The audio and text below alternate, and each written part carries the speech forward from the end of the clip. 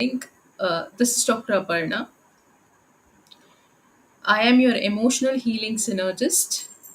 I am an Ayurvedic psychotherapist, a passionate infopreneur, edupreneur, medical writer, and a budding YouTuber. In my pursuit to address, promote, and propagate Ayurveda and psychotherapy globally, I come up with discussions or talk throughs every week, either on Ayurveda or psychotherapy, mental health, and related aspects. So, today's session is a continuation session on the uh, emotional metamorphosis journey. How do we transform ourselves through books? So today's book is a wonderful book. It is a thought-provoking book, and when I read this book, I was almost mind blown. So, one of my favorite books. This book is called as Thinking Fast and Slow by Daniel Kahneman. So, this Thinking Fast and Slow book is, written by Daniel Kahneman. He is a Nobel laureate in economics and a renowned psychologist. So, this book explores the two main systems of thinking that govern human cognition. This book was, published in 2011. So, two main systems in the sense. System 1. See, system 1 is this is fast, automatic. When I talk about systems, imagine a brain with two hemispheres, and the first system is fast, automatic, intuitive thinking. That means it is involuntary, so it operates effortlessly and quickly. If you have to count 2 plus 2, you don't have to count because you know it that 2 plus 2 is 4.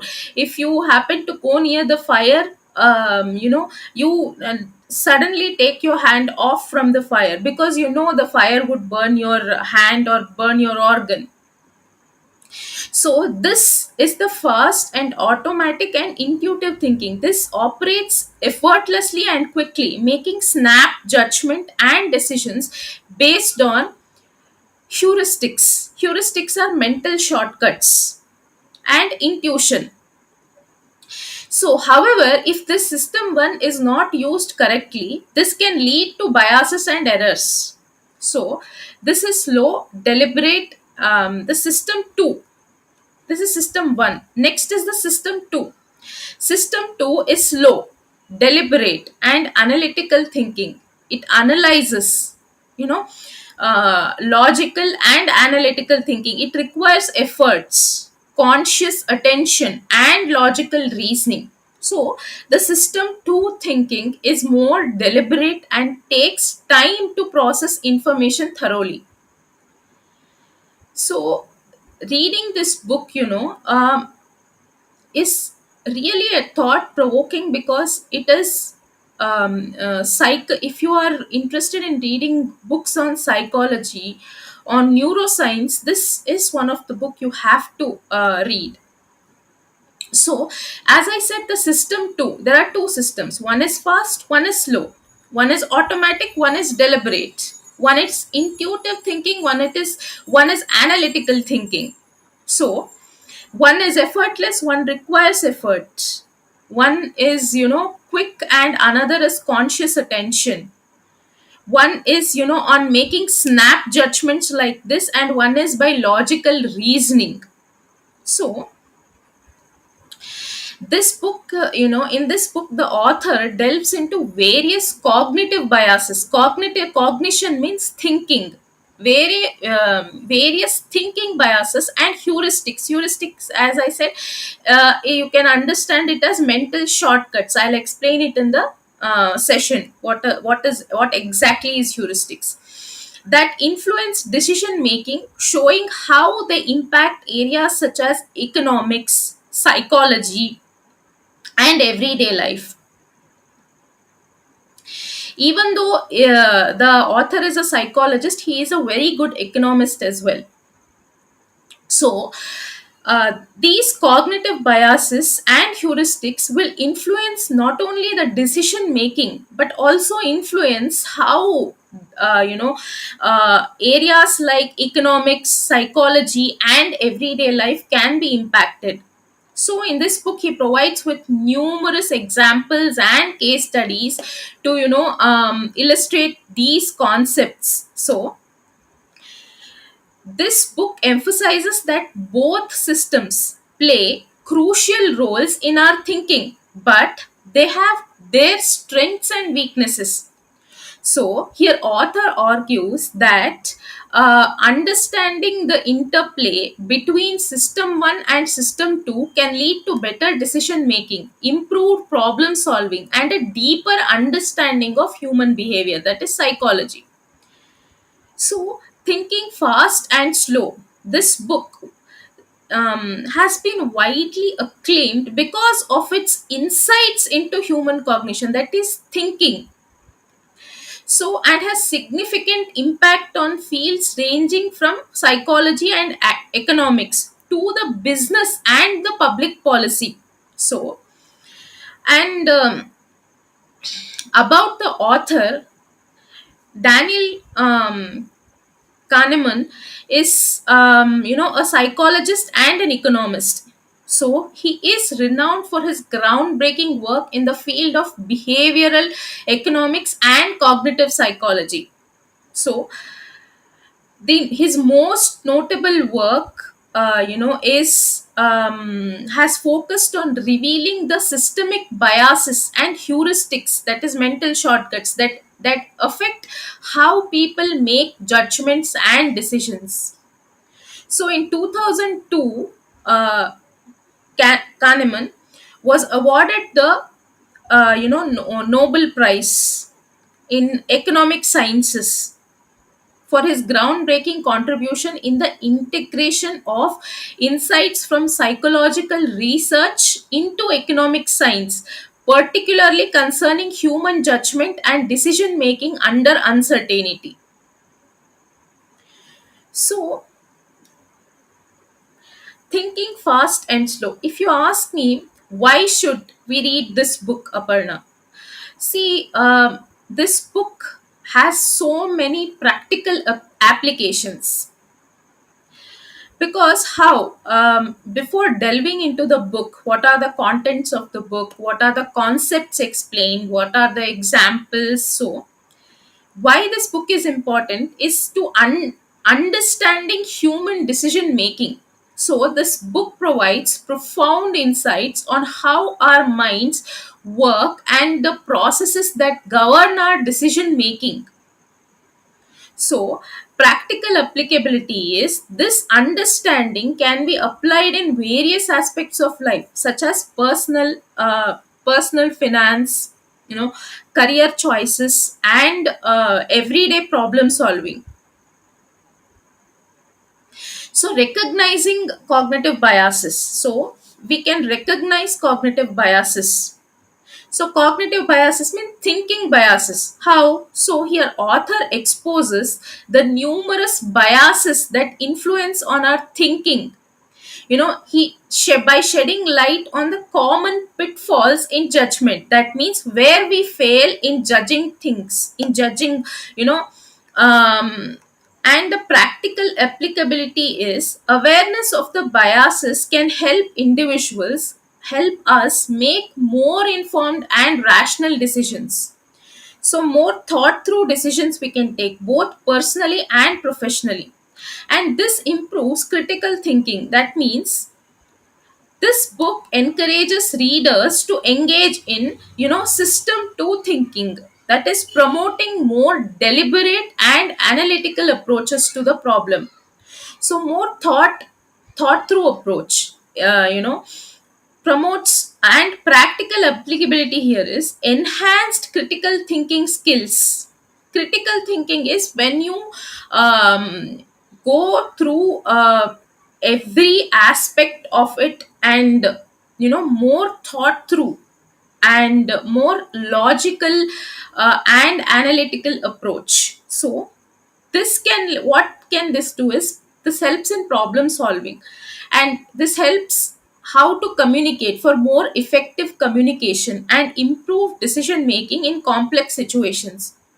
So this also enhances financial decision making. That means the concepts of prospect theory and loss aversion are particularly relevant to economics and finance, providing a new perspective on risk and reward. So practical applicability is readers can make more informed here. This book also helps in more enhancing our financial decision making, you know more improved financial decisions, so to take, and all of us can make more informed investment choices, managing finances more effectively, and avoiding, common investment pitfalls. That means common investments lags. So avoiding common decision making pitfalls. That means this book also highlights scenarios where our intuition and quick thinking can lead to suboptimal outcomes, and offer strategies to mitigate these errors, to mitigate the errors. That means quick thinking, as I said, that there should be deliberate and thought through thinking as well. At times we have to take, we have to make use of system 1 for quick thinking, that can lead to outcomes and strategies. So we have to use system 1 and system 2, system 2 to get optimal outcomes. And when we have some time, if there is no time, you have to take decision quickly, then system 1 comes into play. So by recognizing and avoiding these drawbacks, individuals can make better decisions and a wide range of situations, from career choices to personal relationships. So this book also helps in understanding improving of negotiation skills. So understanding the anchoring effect and framing can provide a significant advantage in negotiations. So here the practical applicability here is being aware of these psychological phenomena that can lead to more favorable outcomes in negotiations, whether in business, whether in legal matters or personal interactions. And this book also helps in enhancing self awareness. So this book prompts introspection and self reflection about one's own thinking processes and potential biases. Once you start reading the book, you come across, okay, this is how I think, and this is how I can make potential biases are made. So greater self awareness can lead to improved self regulation, better decision making, and more effective communication with others. So this books also help teaches us to apply behavioral economics to everyday life. That means, Kahneman's work in behavioral economics offers valuable insights into how individuals make economic decisions in real world situations. So this knowledge can be applied to personal finance, business management, marketing strategies, and public policy. So, improving leadership and management skills, understanding human behavior and decision making is crucial for effective leadership and management. This book helps to improve leadership skills and management skills. So, applying the leadership and management skills from the book can lead to better team dynamics, more effective communication, and improved decision making in leadership roles. So, making informed policy and public outcomes. So, this book also helps in making more, informed policy decisions. That means this provides insights into how individuals and groups make decisions.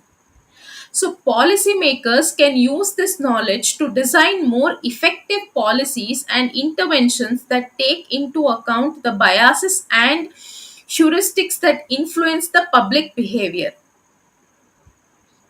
So this book, as I said, offers all of us with invaluable, insights into human cognition and decision making, and with practical applications in various aspects of personal and professional life.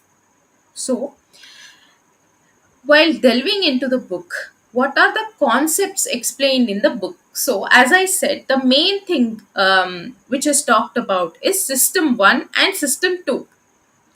So, author introduces two systems of thinking. System 1, as I said, is fast, automatic, and intuitive, while System 2 is slow, deliberate, and analytical. When you quickly recognize a friend's face, that is System 1 at work. When you solve a complex math problem, you are engaging in System 2. As I said, for solving, to remember somebody's name, you don't have to work every time. So that is System 1. You will, when you see them, you recognize them, and when you have to solve a complex issue, then you are engaging in the System 2, a logical and analytical thinking, more thought through system. So heuristics, here heuristics is the second concept explained. See, heuristics are mental shortcuts or rules of thumb that System 1 uses to make quick judgments. So, availability heuristics, that means if you have recently heard about a plane crash, you might overestimate the likelihood of a plane crash while making travel plans. So, recently you have heard some plane crash, of an incident of a plane crash, and when you are next time traveling in the flight, you get a thought of plane crash. That is availability heuristic. So if I have to explain in detail, so here, author Daniel Kahneman extensively discusses heuristics, which are mental shortcuts that our minds use to make quick judgments and decisions. The heuristics are part of System 1 thinking, which operates automatically and effortlessly. So, while heuristics are often useful, they also can lead to systemic biases and errors in judgment. So, Kahneman provides various examples to illustrate different types of heuristics. So, availability heuristic, as I said, if you recall something suddenly, so this heuristic relies on ease with which examples or instances come to mind. As I said, plane crash. If something is easily recalled, it is perceived as a more common or important. So here, author discusses how people often overestimate the frequency of rare events such as shark attacks, plane crash, after seeing news coverage or movies about them. So, if you constantly happen to see some bad news or something like that, you overestimate the frequency of the event. So, that is availability heuristic. So, and next is representativeness heuristic. That means this involves, categorizing something based on how similar it is to a prototype or a stereotype. That means here author describes a scenario where individuals judge a person's profession based on their appearance, even though it may not be a reliable indicator. So representativeness heuristic is you are judging a book by its cover. The simple explanation, that means you're judging a person based on the appearance, based on how they look, on how they look and how they appear. So that is a representativeness heuristic. our minds are quick to judge, how, based on how they look, how they are dressed. Next is anchoring and adjustment heuristic. So this heuristic involves starting with initial estimate and then adjusting from there. So, but often not, adjusting enough. So, example is, author provides an example where participants were asked to estimate the percentage of African countries in the United Nations. So, their estimates were significantly influenced by a random number provided by an anchor. So, if the anchor provides anchor is providing some random number as 20 or 25, the participants were estimating influenced by that number provided by the anchor rather than the original thing. So we get influenced by the person in front of us. That is anchoring and adjustment heuristic. So we adjust our thinking according to what is being said. Next is framing effect. So, framing effect, if I have to explain, this involves the way options or information is presented, which can influence decision making. So, author here discusses how people often make different choices based on how information is framed. For instance, individuals may take more risks to avoid losses than to achieve gains. So, framing is however, the framework of the mind is, at that point of time. So, on the information, however, the information is framed. If somebody says, if you do this, you will gain this, or you will lose this. For the gains, maybe the person may do that, or for the loss, maybe the person will not do that. That means, if somebody says, if you bet you will win a certain amount, a great amount, 1 lakh or 2 lakhs, but if they give an option that if you don't bet, you earn around, a fixed price of something like 30,000 or 35,000, people will not take risk because they are earning the same amount. So some people might take risks, to avoid losses, but it is always based on how the information is framed. So that is called framing effect. And something called as halo effect. Halo effect is this is the tendency for our overall impression of a person or entity to influence how we feel and think about their character. That means, if in the first instance we like some person, like the character of the person, we think that everything, our brain automatically starts thinking that everything, every quality, every character, everything about this person is good. It can be vice versa also. If we start thinking the overall impression of a person is not good, if we think that this person is, not good, just not by knowing him, just by seeing him, the impression is not good, then the brain starts to think that the overall, the quality, the character of the person is not good. So halo effect is, if you think the person or the environment is good, you start feeling everything good about it. If you dislike it, if you start disliking everything, and you feel everything is bad about that. So author describes how physical attractiveness can influence judgments about a person's intelligence, trustworthiness, and other traits. Even without evidence, we judge people to be very much likable or very much dislikable. So Next is substitution heuristics. So, substitution heuristics is this occurs when a complex question is replaced with a simpler one that is easier to answer. That means here author gives an example where a person asked about their overall life satisfaction may instead think about their recent experiences, which may not accurately represent their overall well-being.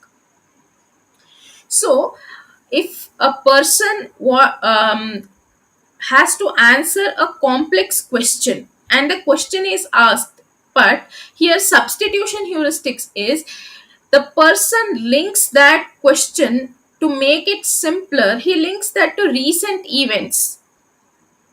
As this example goes, a person is asked about how do you achieve overall life satisfaction, how do you feel, how is your life going, some question like that. But the man, to answer it in a easy way, in a simpler way, the complex question, he or she may think about the thought goes to the recent experience, which may not be accurate in explaining what is the overall well-being. So the next is regression to the mean. That means this is the tendency for extreme events to be followed by less extreme events. So author provides examples of how athletes have exceptionally high performances are likely to perform closer to their average in subsequent competitions. So what happens is when a athlete is has a exceptionally high performance record, if but can perform average in the subsequent competition, if in one competition he has an exceptional record, in the next competition he can perform his or her average in the subsequent competitions. This is something called regression to the mean. This we'll understand as we go into the subject. So hindsight bias is one more bias. So this is the tendency to believe that after an event has occurred that he would have predicted or expected the outcome. So author discusses how people often have a distorted memory of their earlier beliefs or predictions, believing that they were more accurate than they actually were. So believing that मैंने तो पहले ही कहा था ऐसा ही होगा, okay, this is supposed to happen like this, based on the earlier beliefs. Oh, I said it, this is supposed to happen, this was supposed to happen like this. So people often have a distorted memory of their earlier beliefs. This may be because of their earlier beliefs or prediction. This has nothing to do with reality. They were more accurate. We feel that we are more accurate than actually we are. So understanding these heuristics and their potential biases is crucial for making better decisions. So this, as I said, heuristics is based on system 1. The author describes that while taking these biases, we also have to consider system 2 here, because then we go into the logical and analytical aspect of it. So confirmation bias here is, this involves seeking out information that confirms pre-existing beliefs while ignoring or discounting evidence that contradicts them. So the confirmation bias, this involves seeking out information that confirms pre-existing beliefs. That means only paying attention to the news sources that align with one's political views and dismissing those with differing perspective. Confirmation bias is based on the news or based on what the information received. Without knowing the second perspective, we judge or we take decisions on the best example is political view. If you watch one if you watch if you're watching one news channel and they have a particular political perspective, then what we do is we also follow the same perspective. We do not take the other perspective into consideration. So we only pay attention to the news sources that align with one's political views and dismissing those with differing perspectives. Next is sunk cost fallacy.